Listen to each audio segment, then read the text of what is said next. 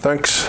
Yeah, I'm Illja Honkonen, and I'm at the Goddard Space Flight Center near DC, and I'll talk to you about C++11 in space plasma model development.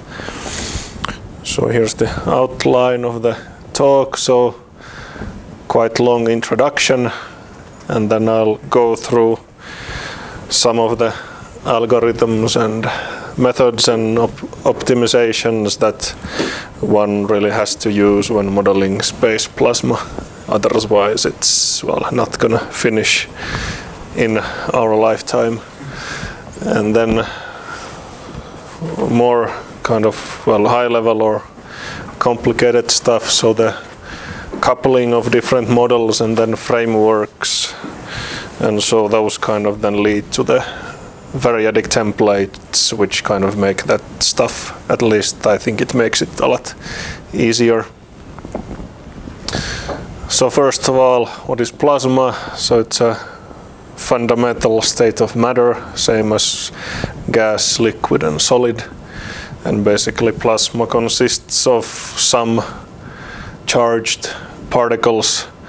The exact fraction of charge to neutral, it can vary quite a lot. And it depends on the case when it is actually good to call something a plasma. But so yeah, basically, and a charge particle then is a, for example, an electron or a proton, or then an atom with a different number of bound electrons than the number of protons in its nucleus. And so what makes this different from, or plasma different from other matter, is that there is this electromagnetic force which affects charged particles, and neutral particles don't feel it or they feel it to a much smaller extent. I think this is the only equation in the presentation. So the force on a charged particle is the charge, and then multiplied by the electric field plus then the cross product of the particle's velocity and the magnetic field at the particle position. And one fundamental difference is that plasma exhibits collective behavior, even though the system would be collisionless. So, for example, at the Earth's distance from the Sun, the mean free path of the particles, so the average distance that particles travel before they collide with some other particle, it's about the same as the distance from Earth from the Sun. So it's really a collisionless system.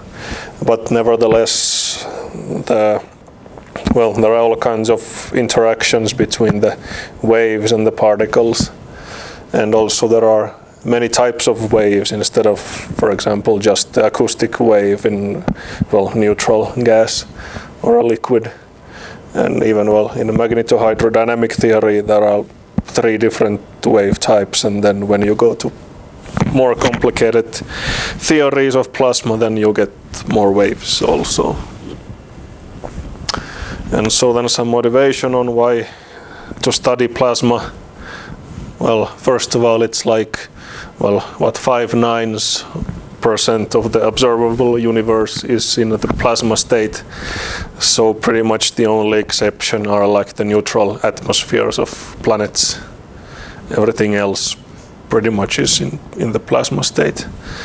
And also the parameter range of plasma is significantly bigger than any of the other states of matter. So for example, density of plasma can vary 30 orders of magnitude from 10 particles per cubic meter, about this big volume, in intergalactic space, to then 10 to the 31 particles per cubic meter inside of the center of the Sun, for example.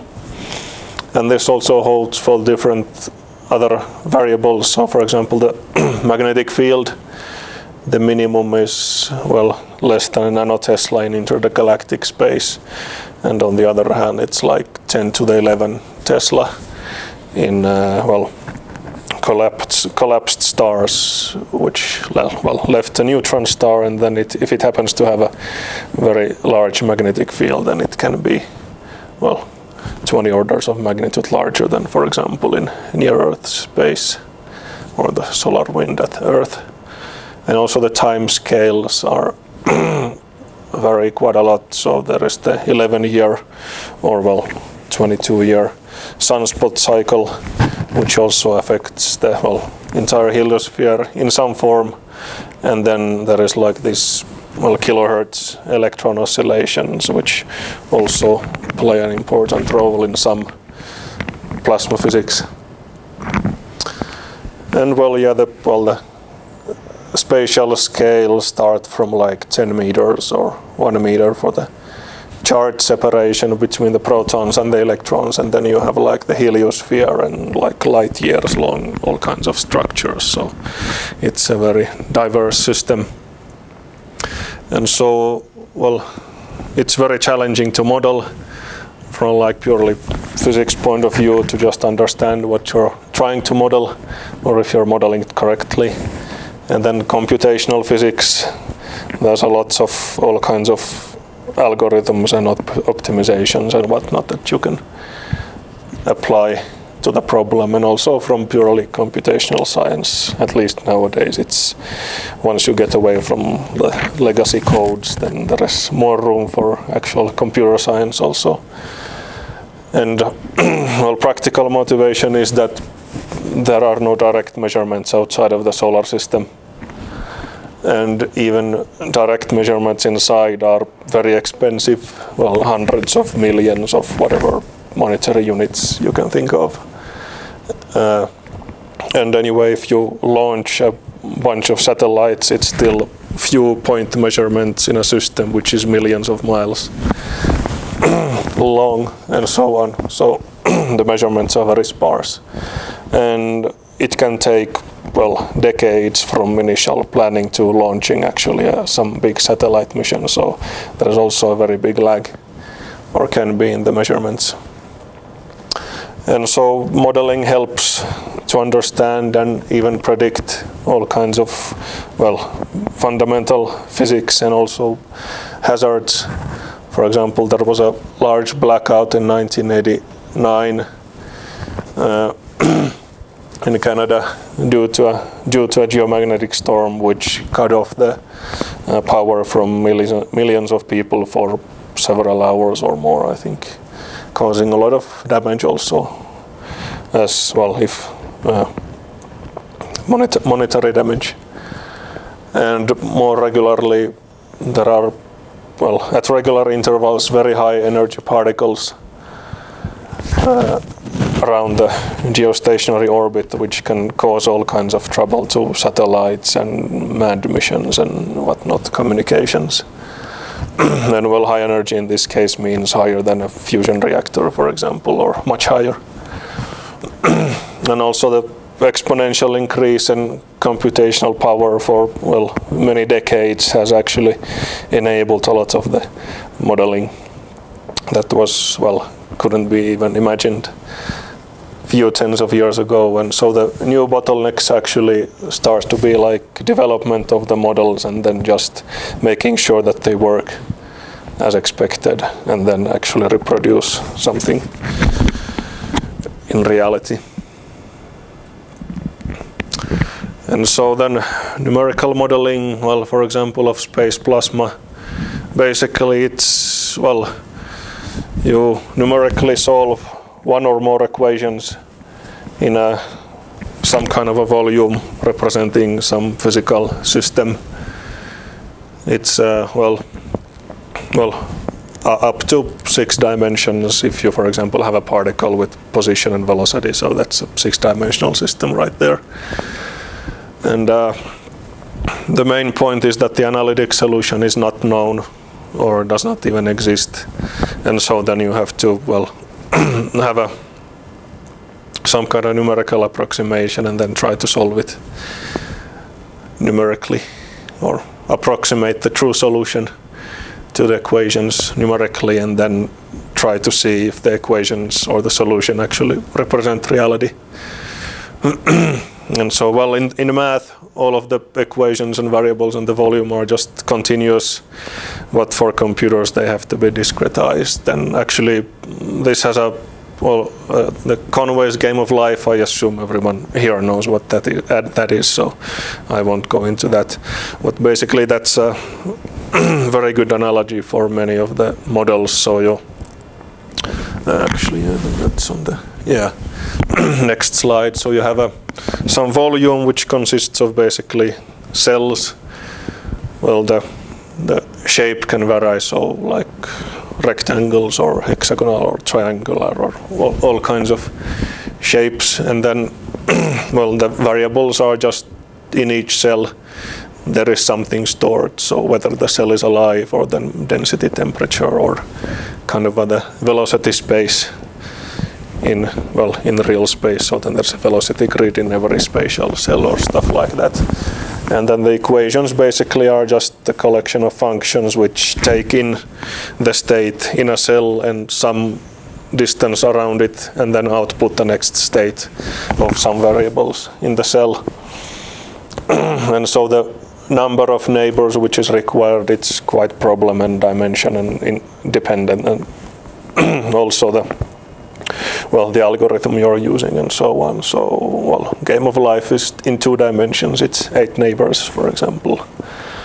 But well, in practice, it gets a lot more complicated than this. So one problem is the computational complexity, or maybe the main problem. Well, I'll use as an example the Earth's magnetosphere, which is here illustrated by an artist. So basically the magnetosphere is the region of space which is dominated by the Earth's magnetic field instead of the sun's. And so here you can see that the constant or solar wind, which is just a flux of plasma which is constantly emitted by the sun and then blown away. So it hits the Earth's magnetic field, and well, this is also supersonic / well, it's faster than any of the waves in the system, so it kind of creates this bow shock here, and then it stretches the magnetic field of Earth to, well, millions of miles away, and then compresses on it on the day side. So this is basically the system I'll be using as an example. So let's take a crude estimate. So you have a density of like 1 million particles per cubic meter, or well, 1 particle in about this size volume. And for example, Wikipedia lists that 10 to the 10 particles per cubic meter is already extremely high vacuum. So this is also, well, much more vacuous than anything that can be done in a laboratory. So this is also, well, space is also a very good plasma laboratory, because, well, you can't replicate many of the conditions on Earth. And so then, well, volume, so the tail, it's like 1 million miles or a bit more, but, well, close enough. And so then you get 10 to the 25 cubic meters, and then so you have an n-body problem with 10 to the 31 particles or bodies. And well, to put it into a perspective, this is kind of the back of the envelope calculations, maybe XKCD style. So let's see how much memory would be required to just store this on a computer. So let's see, well, yeah, six floats or doubles per particle. So, well, underestimated a bit, so 10 to the 32 bytes. And then there was a reference on Wikipedia for some scientists managed to store, was it about 10 bytes in 1 particle. So let's assume it was silicone, or I'm not sure how you pronounce it, but the chemical formula is there. So it would be about 10 to the 24 bytes per gram of matter. And so it would take about 100 million grams, or, well, literally tons of memory to just store the thing. So this is the International Space Station. It wouldn't be that much heavier than the memory required to just store the system. And then the floating point operations required to do something with the system. So assume again that the highest frequency, well, if all the particles are modeled, it's about, well, 10 kilohertz. And then we simulate it for 1 day. Oh no, it's 100,000 hertz, yeah. And 100,000 seconds. So you get about 10 to the 42 floating point operations. And, well, this year / next year, the sum of the top 500 fastest computers is like 10 to the 18 flops per second. So, well, the increase has been about 1 million times every 20 years. So in 50 years, this simulation would finish in 30 years. And then maybe in 2075, it would take only a few weeks or something. So it's, yeah, not in my, at least not during my professional life. And then, well, the energy required is also quite significant. So the best computer now in green, 500, is about 10 to the 10 flops per joule. So it would take 10 to the 32 joules to calculate the simulation, and the entire energy output of the sun is, well, 10 to the 27 watts. So actually you could do real-time simulations if you just use the entire energy output of the sun. So you simulate 100,000 seconds and then you get the, get this amount of energy. And well, there have also been some theoretical work in this. So assuming like 100 Kelvin temperature, it would take about 10 to minus 21 joules to flip 1 bit. So assuming it takes, like, I think this is a, well, I don't know, this might be a conservative or underestimate, but assuming like 1,000 flips correspond to 1 floating point operation. So it would take 10 to 24 joules to simulate or run the program. And the solar constant at Earth, well, it's about 1,400 something watts per square meter, but let's take an crude estimate. So about 10 to 17 watts per, or the total energy, or solar energy at Earth. So if you use the entire output of the sun at Earth, or to the surface of the Earth, then you could do about, well, 100 times slower than real time, which is, well, maybe manageable, but still, so it's kind of, well, maybe in 50, 60 years, big maybe, but then the next question is, so what about the entire heliosphere? So then you multiply the volume by 100, and then you multiply the density by, well, millions or billions, and the highest frequency, and also the energy then starts to become like ridiculous. And this is just classical physics, so no quantum mechanics or anything like that. So it's really, it's not feasible to model the entire, well, magnetosphere probably ever, but at least like 50 years doesn't look at all likely.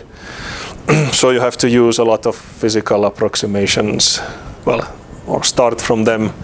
So the first one is actually, well, solve fewer particles. So usually, yeah, the number of particles solved is like 20 orders of magnitude less than there actually are in the system. And, well, the more you use, or the more you solve, the less noisy, let's say, the results will be, and the better. But that's still, at least at this point, that's not enough. So then you actually have to start neglecting some physics. So if you neglect electron physics, then you immediately reduce the computational complexity by about 1 million, and then it also depends on the number of dimensions you have. So if it's a 3D system, then it's, what was it? Yeah, or should that be actually? Yeah, that should be actually a multiplication here. But anyway, so yeah, it's, yeah, if for 3D system you reduce the computational complexity by 10 to the power of 12 or something like that, so very significant amount. And then the kind of maybe the crudest approximation is this magnetohydrodynamics assumption, So you assume that the plasma is a magnetized fluid, which then in principle requires that the system should be collisional also in the, well, kind of the point or head-on collision sense, but which the near-Earth space, for example, is not. But this assumption still works surprisingly well, at least in the or far enough from Earth, so outside of the geostationary orbit. This is a pretty good assumption. And well, this is quite light, so the real-time space weather forecasting has been going on for at least in kind of this prototype/testing capacity for over a decade now. So this is already quite light computationally. And these last two, so they are not approximation or not optimizations, because some results, or actually if you neglect or if you do this, quite many things will be wrong no matter how much resolution or computational time you use, because the physics just isn't there.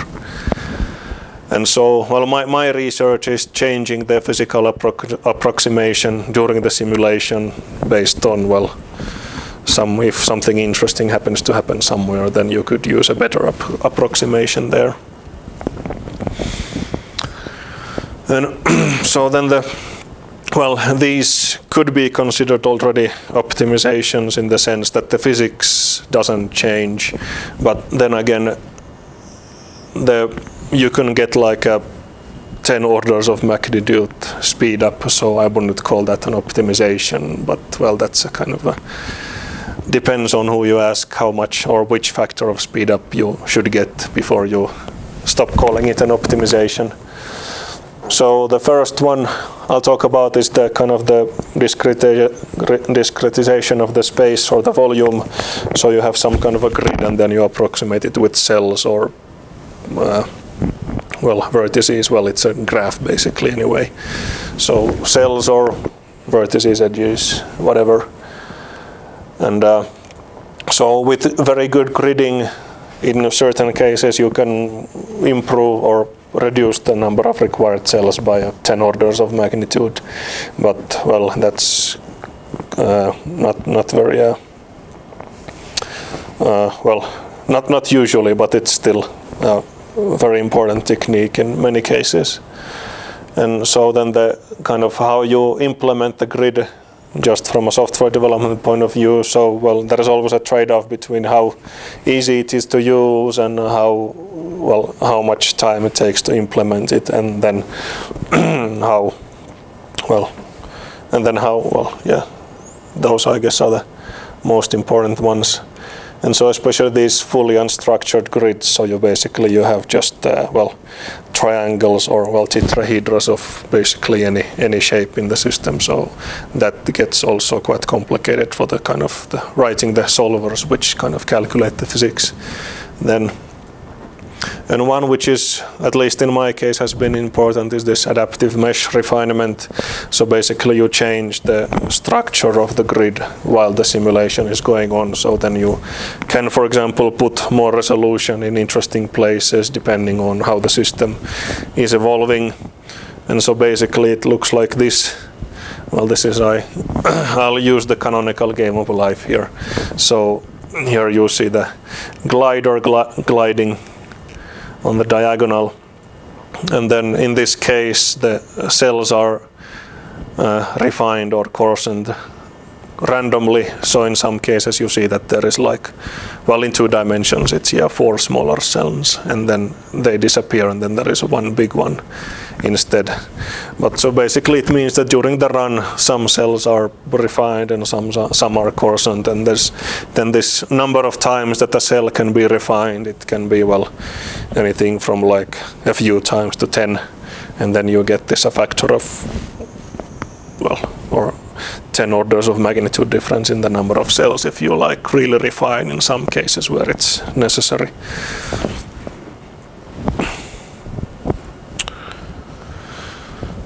And yeah, so with AMR you can put resolution where needed or where you want the resolution. So if you have a big system and you're interested in only in some small part, then you can model the entire system, so have like a kind of consistent boundary or behavior in global scale, and then like really good resolution somewhere where something interesting is happening.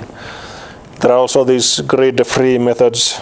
Well, it's kind of, there's still, well, this is almost like a general graph, so the vertices are moving quite arbitrarily, and then the edges switch from between different vertices, so the neighbors of the cells change. So this is quite tricky business, and well, yeah, there is no game of life analogy for this because the cells are moving and the neighbors of each cell can change.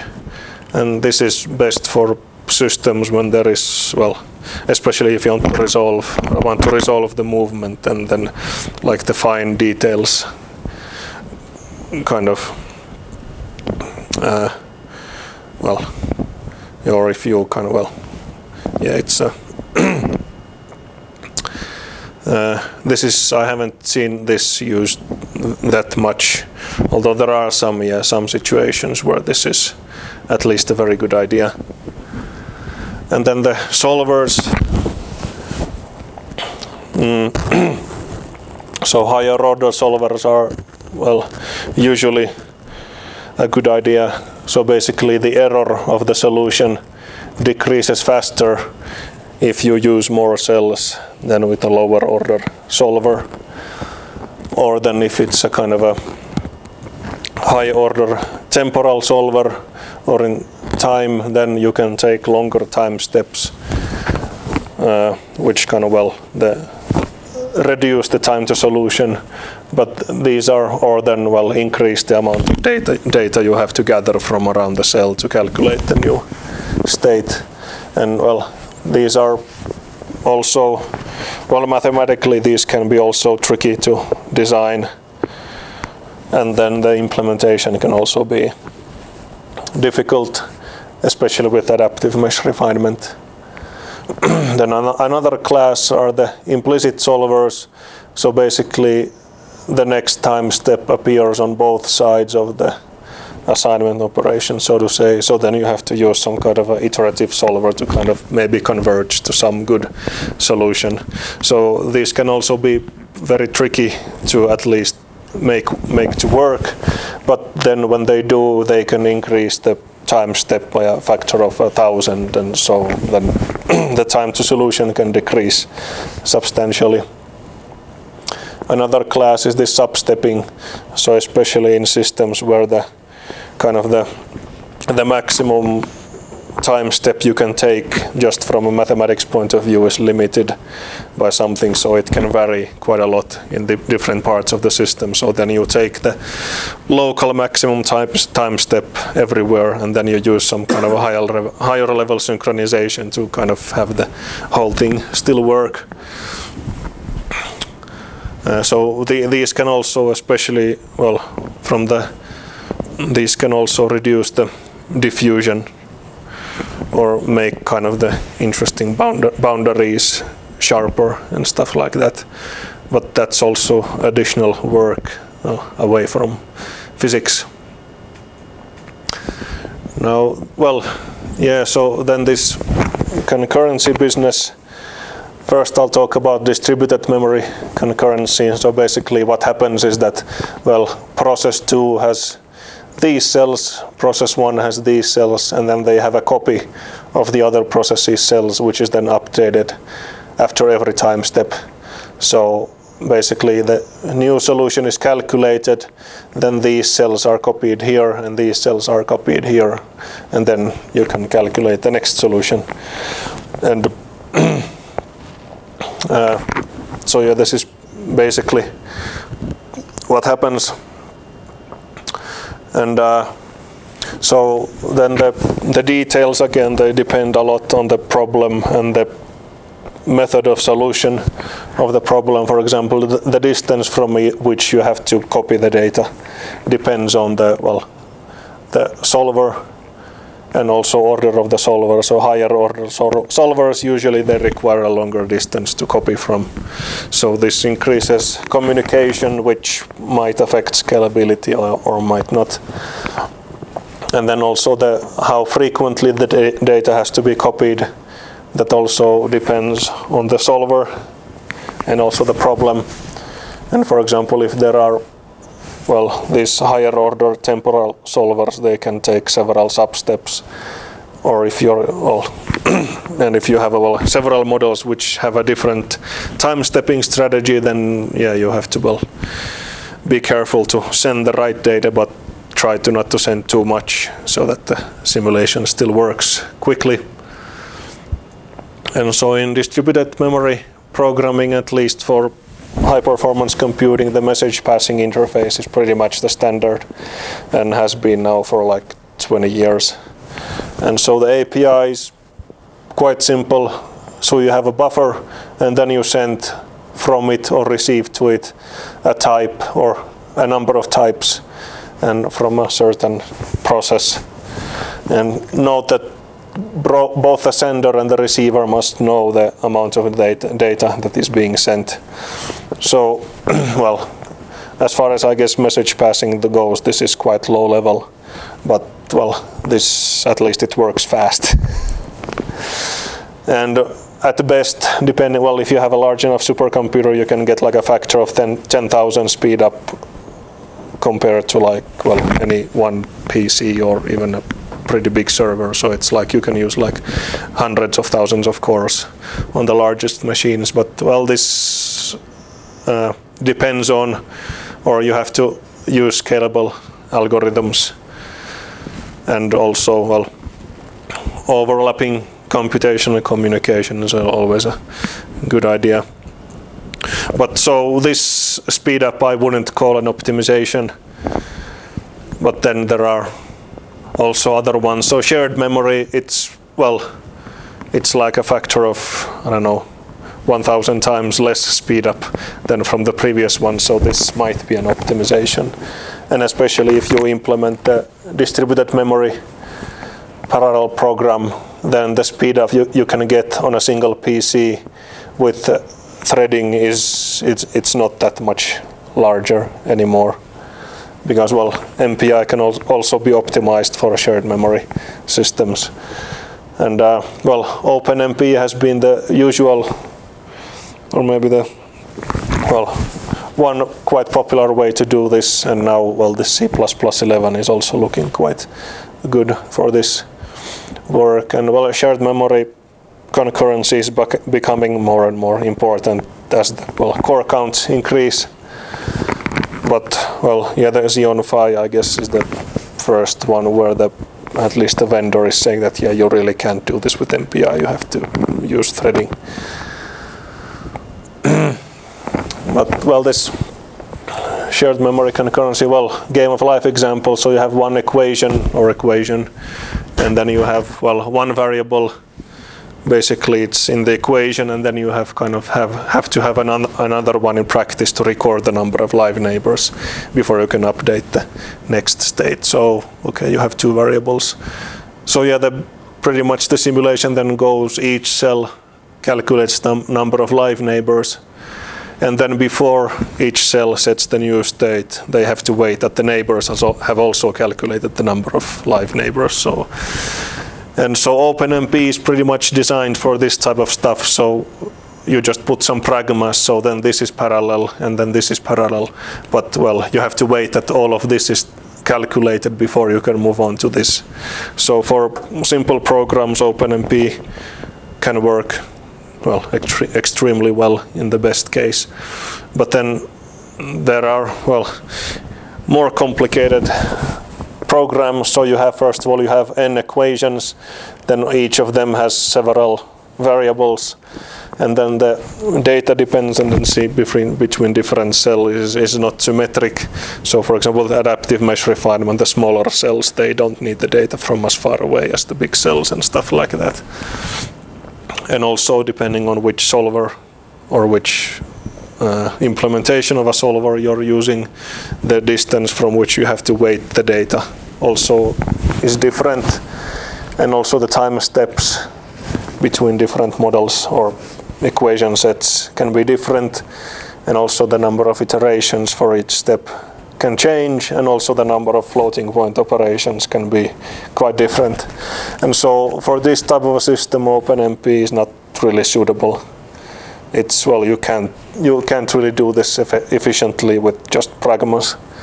And also I took a look at the, what was it, Intel's thread building blocks. So they did seem to have, well, basically the only thing that seemed to be relevant for this is the general graph task parallelism thingy, but it seemed a bit too low level. So you have to yourself fiddle with pointers and then make sure they are all correct. So that in any case, if you want to write something, or, well, write some kind of a maybe library to do this more easily, well, you still have to write something, and I don't think I would use, for example, TBB to write that kind of a library. But, well, luckily C++11 brought the standard threads, and so there, one thing I noticed was it last year's C++ now there was an interesting presentation titled Thread Safe and Thread Neutral Bag. So basically you just have a bunch of integers which you then fetch, and then based on that you do something. So that seems to be, or seem to be something that I might use if when I write something which would kind of help me handle these kinds of systems. And I also noticed that there, I think that on Friday there is a presentation also with the metastate machine and then some threading, was it ASIO or something. And so yeah, basically, well, in the complex enough case, you have a write time task graph. So basically the solver or the math, how it goes, what has to be done, in what order. And then you might have some compile time task graph also. So for example, the number of dimensions or how you coupled the different equations or stuff like that. And then you have the runtime task graph of actually which cells do you have and what are their neighbors and what are the sizes and stuff like that. So yeah, solve, wait, apply, wait, and repeat. And then somewhere in between you adapt the grid and maybe move some cells to different processes to make the system run faster, and then maybe change the approximation also. So, and so yeah, in like the longer simulations, you take like 1 million iterations of this solve, wait, apply, wait, and then again, and then do something else in between. Then and now, or now and then.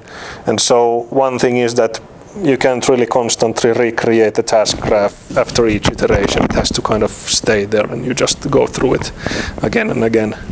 And I haven't found this kind of thing anywhere yet.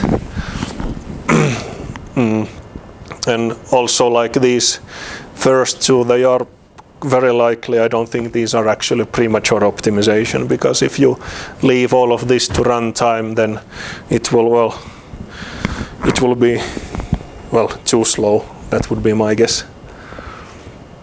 So yeah, not easy. And well, yeah, this load balancing or domain decomposition. So basically, yeah, so here you see like color coded. Each cell is owned either by, well, blue or red process. And well, since this is from a test case I use, so then the cells change processes randomly.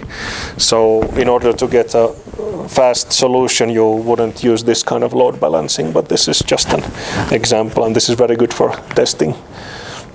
And well, here you see the usual glider going through the system, and so basically the steps are, so first you solve, then you maybe adapt the grid and balance the load, and then update the neighbor data so you can calculate the next solution, and so on.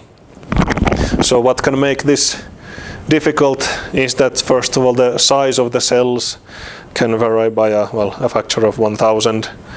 And so in some parts of the volume you will have a lot of cells, and in others you will have very few.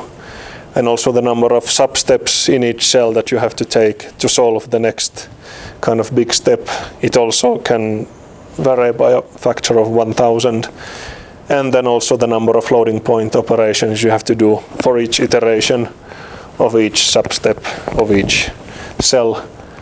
So in the end, there can be a lot of, well, a factor of 1,000,000 difference, I think, is not too far-fetched between like one specific point and some other point in the volume. So then kind of deciding how to balance, like, first of all, the flops between the cores and then the memory usage, because, well, if the simulation is lightweight in the amount of flops required, then you would like to gather as much stuff into one core as possible.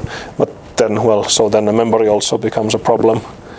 And then also when you send stuff between processes, so you have to make, or you'd like to minimize also the amount of data sent during the updates. And also the load balancing itself costs something, so then this is can get quite tricky to try to optimize how to do this so that the time to solution is minimized. And so now for the frameworks, so basically everything before times n, or depending on how you implement it, n squared or n log n or something like that. So you have several different models which model different things, and then they have to kind of communicate with each other somehow. And well, there are also a lot of other things. So yeah, usually when you start looking at the big picture, you need more than one model to try to understand it, unless like you actually, well, merge the codes of several models, but usually this is not very easy, or not even very hard, but almost impossible. And so yeah, the thing where the frameworks are good is if, well, each model can be a self-contained executable, for example, so they have their own equations and physical and computational assumptions and different solvers and, well, usually also developers. And actually notice that some of them were written before object-oriented programming even existed, so it's not entirely the physicists' fault that the models are how they are. But anyway, so these have been, I think, most popular in the weather climate research, where you have like the oceans and the atmosphere and all kinds of processes in there. And well, from a software development point of view, this is mostly like a data sharing problem.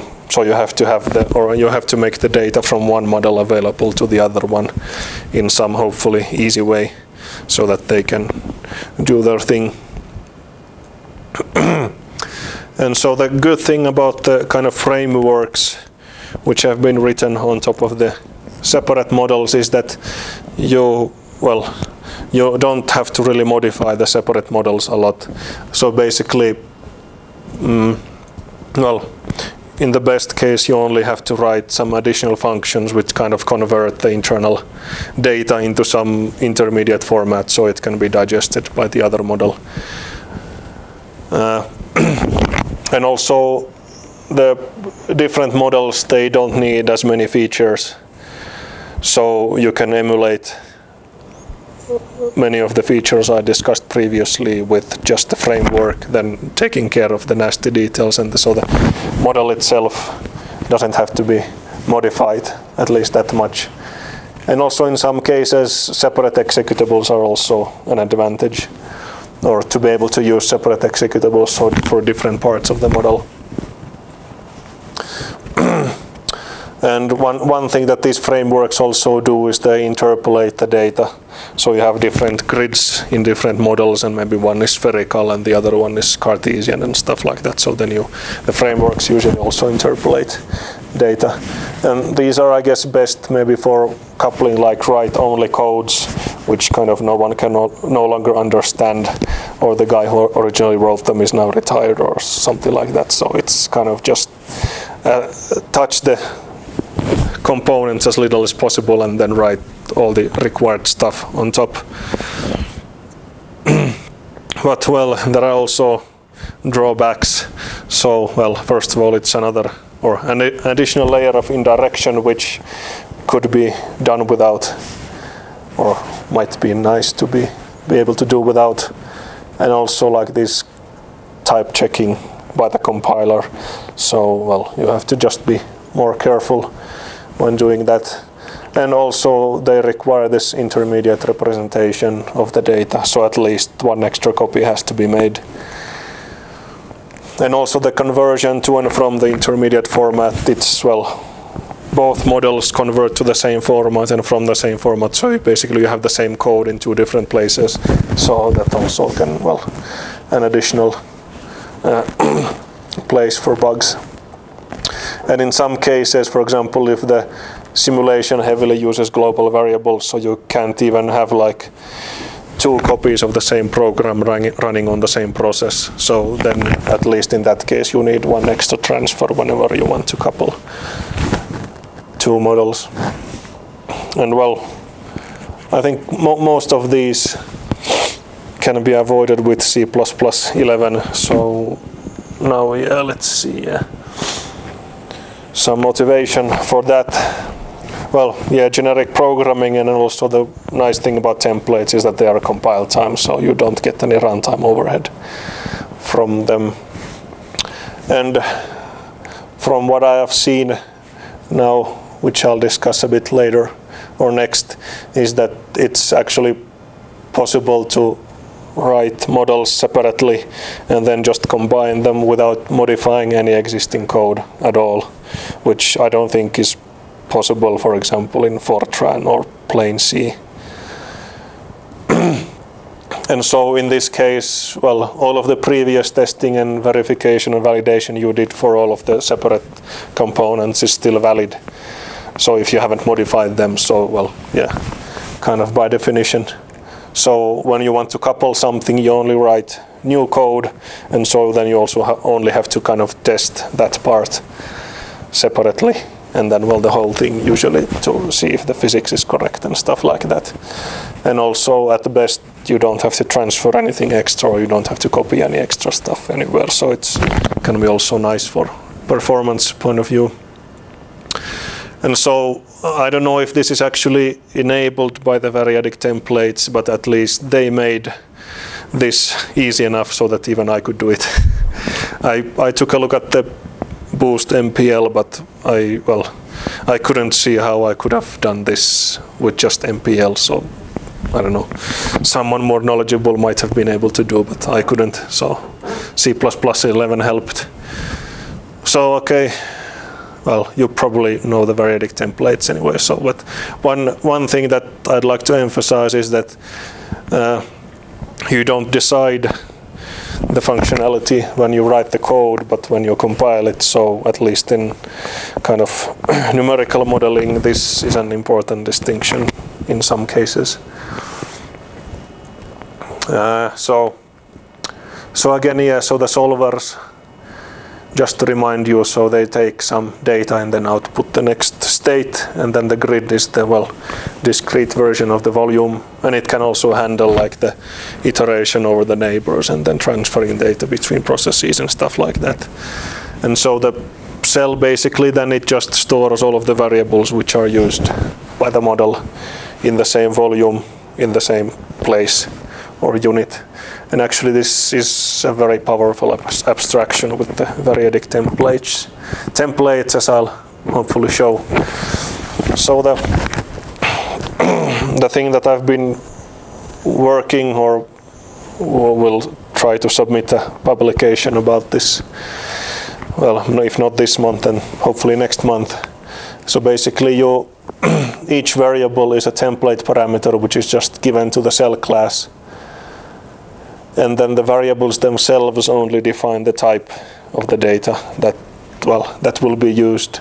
So otherwise I forget what was that. There was some name for this type of class, so it doesn't have any internal state or methods or anything. Just in this case, just the one type def or using statement from the canonical game of life example.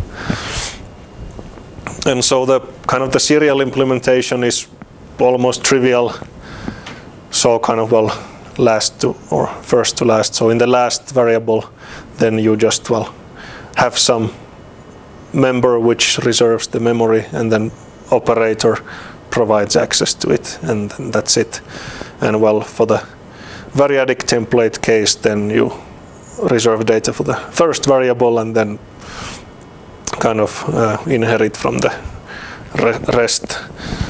So yeah, so basically at each level of the inheritance, space is allocated for the current variable and then access to it is provided by the operator, which is then overloaded by the class which represents the variable itself. So here's a game of life example again. So you somehow obtain the data of like one cell, and then when you apply the solution, so yeah, if it has like 3 live neighbors, then it becomes alive. Or if it's different than 2, then the cell dies. So this is basically the syntax then. And so with variadic templates, then you can have an arbitrary number of whatever types of variables you want. Well, the minimum recommended is 1000. I think that should be enough for everyone. Well, if it's not, then the cell class also can be used recursively, so the cell class itself can be one of the variables. And so it doesn't restrict the types of the variables in any way, and also their names, so the user can decide how to call the variables and what they are actually. And so one nice thing is that models which use different variables, they can't really affect each other in any way by definition. Well, there is one exception. So if you default construct one cell and then assign it, so then all the previous initialization that was done by the previous code is kind of lost, because now you default constructed the cell and then started again. So this is maybe the only thing that should be avoided. But in every other way, it's kind of, well, extremely modular code. So by definition, the different parts can't affect each other. So it's, well, eases testing and validation and stuff like that a lot. And well, this doesn't have an impact on performance. So I tested a game of life simulation against a version which just used the regular structure with a bool and an int. So the difference was like less than 1% in the time to solution. And I actually think this generic simulation cell case was a bit faster, but anyway, not much difference. And actually the larger difference is if you switch these around in the structure. So then the difference is like 10%. And it doesn't matter whether you use the generic cell or just a structure. If the int comes first, then it's slower, I think by about 10%. So the specific test was, well, 30,000 steps on a 10,000 compile time grid with periodic boundaries. So the runtime with the faster version was like 1.4 seconds. And then with other compilers it was surprisingly much larger. So with Clang it was over 3 seconds, and with Intel compiler it was like 6 seconds.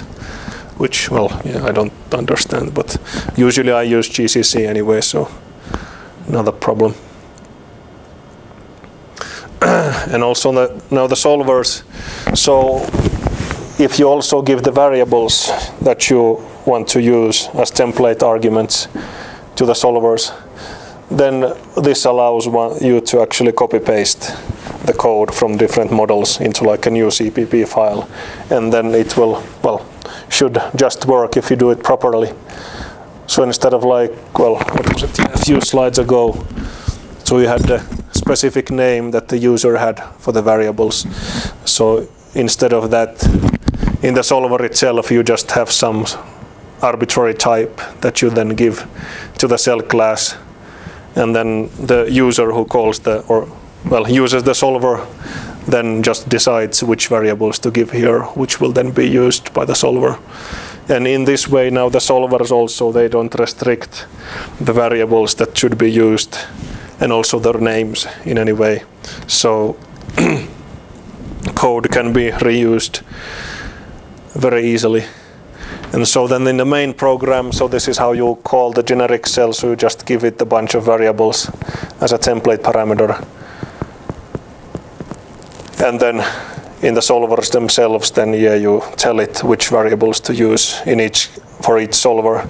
So this now shows, well, the game of life, and then there is basically an advection, so you have a set velocity field and then you just propagate stuff in the velocity field.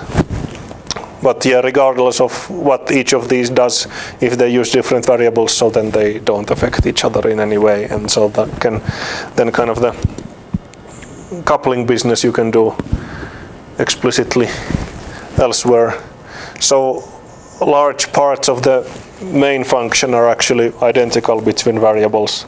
So you initialize the simulator or the MPI and then the grid, and then when you update data between different processes, so if you have a good encapsulations for the grid, then you just call one function and then it does the update, and the rest of the code follows basically this pattern. So you start transferring the data, then you solve the system in the cells which don't have any kind of neighbors on other processes, and then you wait for the data of the remote cells to arrive, then you solve the rest of the local cells, then you apply the solution and wait some more and apply the solution also to the outer cells.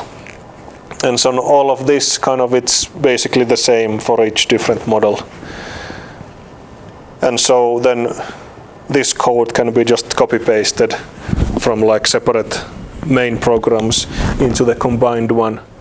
So for example, in the game of life program, I don't have this part, and in the advection program, I don't have this part. And so, if I want to combine them, then I just put them both here.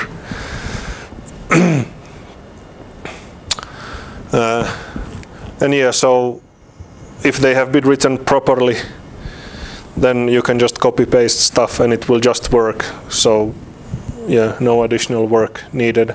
So then you can proceed directly to more kind of productive things like coupling, or actually trying to understand the physics of the problem, or then optimizing the code if it's too slow. And so one nice thing is that if you want to combine n different models, it doesn't require, it might require some modified code, but in this example it doesn't require any code, modified code, and then the just order of n copy pasting into the final executable. And also if you want to couple some of the codes together, if it's simple, then it's also simple in the code. So let's say I have a simulation which propagates or flies particles around in a volume based on some externally set velocity field. And so here I say that, okay, use this velocity, or usually I use this velocity, but then if I want, I can just switch this line and then it will use some other model's velocity which have been calculated somewhere else. So in this simple case, it's simple to couple. Complex cases will require more code, but it's still probably easier than what has been available before. So one important thing is for this cell class is to support also distributed memory programming, so basically MPI. And so this now assumes that some functionality is divided between the grid and the cells. So basically the grid decides what to send and where from which process, between which cells. And then the cell class itself decides actually what variables to send if something has to be sent. And so the user can choose for each variable separately, should this variable be sent or not when the next update is done. And also it can be decided either like one function call to send between all cells, or then on a cell-by-cell basis. So the logic here is that if this static function, or if the result of the static function call is neither true nor false, then each cell decides or by itself whether it will send some variables or not. So, this has been enough for anything that I have been doing so far or plan to do in the near future. And so then what the grid does is if it decides that, okay, now this or these two cells are neighbors and they reside on different processes, so the data should be exchanged. Or actually if it's asymmetric, then just, some data should be transferred. So then it just calls the get MPI data type function of each cell, or the cells which have to be sent or received.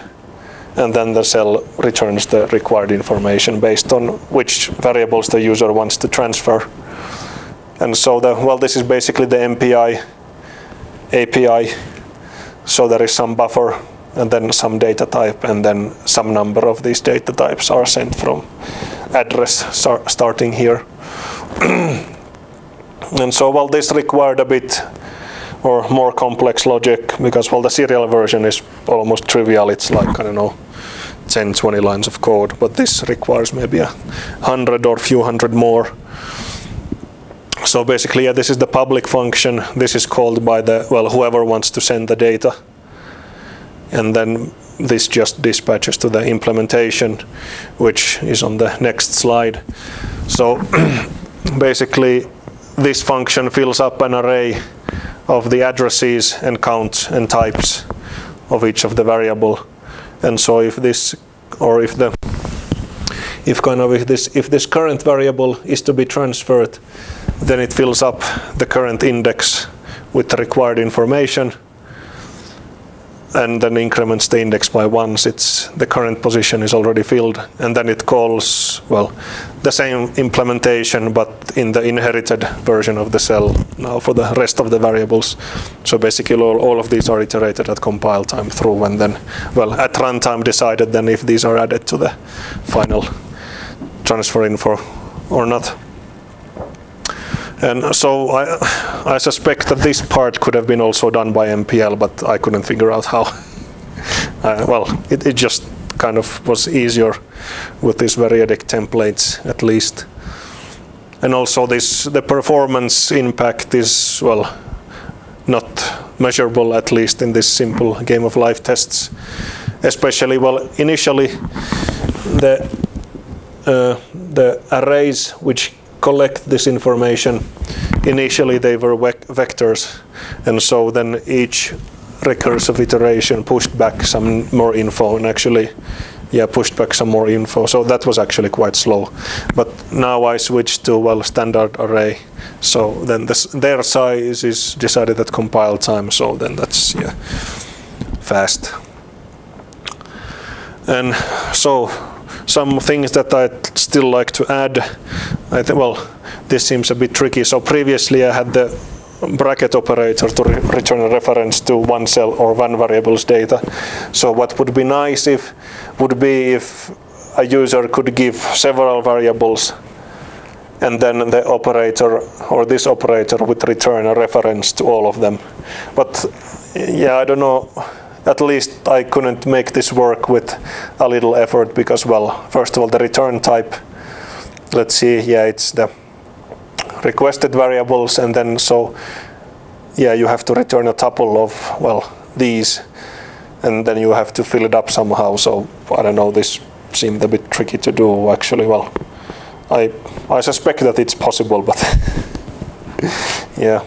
And also this recursive use of the cell class. So if the cell class itself is a variable in some other cell class, so at the moment you would have to, or the user would have to call set transfer, or decide whether to transfer the variable, and then decide whether to transfer any of its variables. And if you want to transfer everything, then you have to go through the whole chain.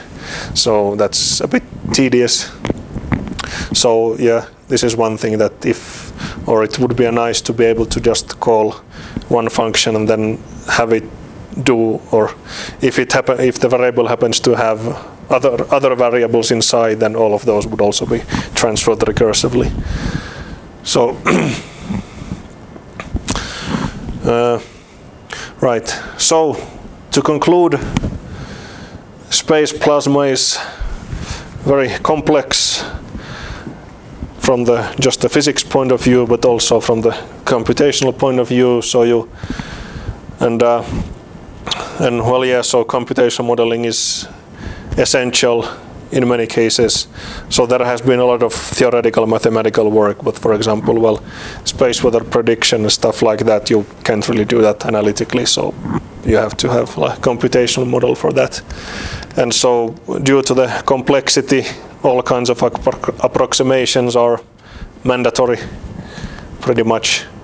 And what the variadic templates bring is that, you can develop the models very flexibly, and you can experiment with a lot of things, and well, they save a lot on then the development time, but especially then testing and validation and stuff like that. And well, you still get high performance code since it's compile time logic. And well, the work in progress code for the general simulation cell that I presented, it's available here. And yeah, so if you have any questions, yeah, I'd be happy to try to answer. So yeah, thank you.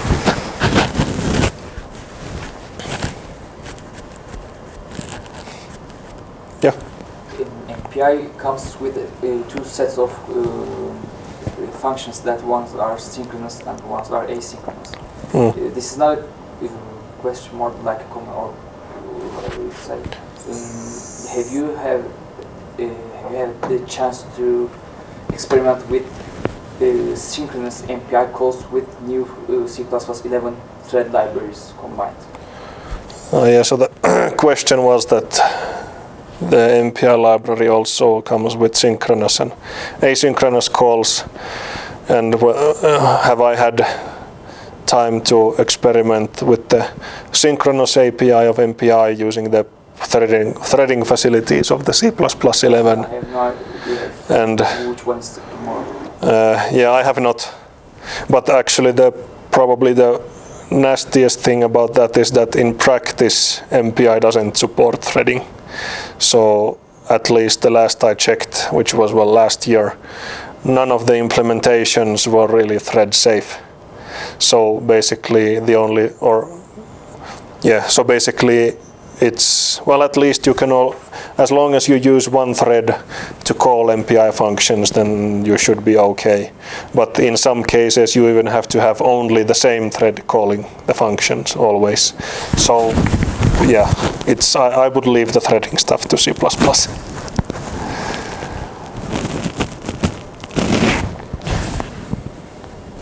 So anything else? Yes? You were talking a lot about that you want to adapt how the model is behaving, how granularity of calculations based on something interesting is going on at location. So how do you decide that something interesting is going on? Yeah, so the question was that I talked about a lot of the granularity of the computation, and so how do I decide if something interesting is happening somewhere, so I would have to, or so I'd like to use more resources to calculate that region. So, well, that's a research topic on its own. So, well, in practice, in the models that I've been using, the decision is based on kind of local gradients of, well, different variables. So if, for example, if the density changes a lot in some region, then, well, yeah, then just put some more cells in there and so or kind of resolve the area better. And that usually seems to work pretty well. But for these more complex cases, for example, let's see if I wonder which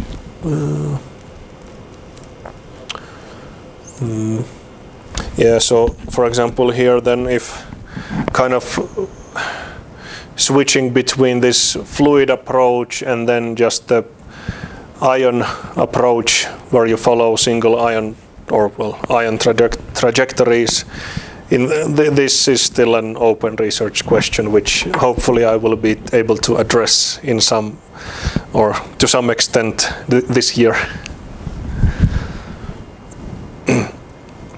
Yes? Just out of curiosity, for instance, how much RAM do you use when you run a typical simulation? Yeah, the question was how much RAM. The answer is as much as there is. How much is there? Well, usually there seems to be about 1 gigabyte per core, 1 to 2. That's I think the usual, what's available in the supercomputers. So, well, these fluid approaches, they are very light also from the memory point of view. So these are, well, these are more CPU bound. But for example, these kinetic codes, you have either a lot of particles or then you, well, well, let's say just, yeah, you have a lot of particles, like thousands of particles at best in each cell, and then you have like millions of cells or more. So then it's, well, the total amount of memory required is, well, terabytes easily. So then you actually, yeah, you need many nodes in the supercomputer and many cores with about 1 gigabyte of memory for each core. Yeah. So what was about the number of grid cells that you had? Was it on the order of 1 million cells? The number of grid cells, well, it depends. For real-time stuff, it's a bit less, so maybe 500,000 or 200,000 or stuff. How long did it take you to do an adaptive refinement? Well, the adaptive refinement in itself, it's not that costly, but it's just the current grid implementation that I wrote. It still requires all-to-all communication between all the processes whenever the structure of the grid changes. So that doesn't scale too well. Let's say like, well, around maybe 400 cores or processes, it starts to kind of level off the time to solution or the number of cells calculated per second. But, well, one nice thing, at least for space weather predictions, is that you don't have to refine the grid very often. So the length of the time step is, well, let's say 20 milliseconds, but then you only have to refine the grid like, I don't know, every second or 2 seconds or something like that. So you can take, well, about 100 steps between each mesh refinement, so it's not, yeah, not that costly. Not, yeah. In low-density gas dynamics problems, you'll have a particle represent a large number of actual gas molecules. Is something similar like that happening here? Yeah, so the question was that or a comment was that in gas dynamics, or what was it, low pressure, yeah, there is like one particle actually represents more than one molecule. Well, same thing here. So if you reduce the number of particles by 20 orders of magnitude, then the weight of the simulation particles is something like, well, for one case it was like milligram particles, so which is about, yeah, 20 orders of magnitude more heavy than kind of the actual protons which they model. But, well, yeah, so this, well, another name for these is like cloud, or kind of cloud particles or particle clouds. But, yeah. So, yeah, it's kind of not really feasible to model actually each and every proton in the system as the, well, yeah, you need tons of memory, and then maybe in 60 years that would be possible, but not for a long time still.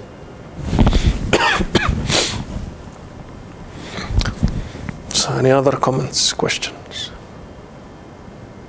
Okay, well, thank you.